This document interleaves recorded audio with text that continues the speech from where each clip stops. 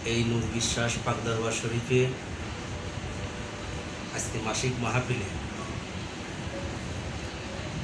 এখানে যারা উপস্থিত হয়েছেন এবং পর্দার আড়ালের মা ও বোনেরা যারা আছেন সবার প্রতি আমার সালাম রইল।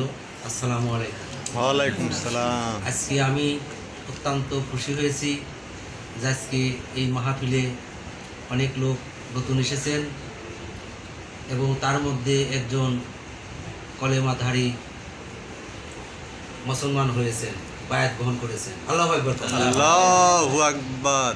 তো আজকে আমরা অনেক সময় কোরআন ও হাদিসের আলোকে আলোচনা হয়েছে।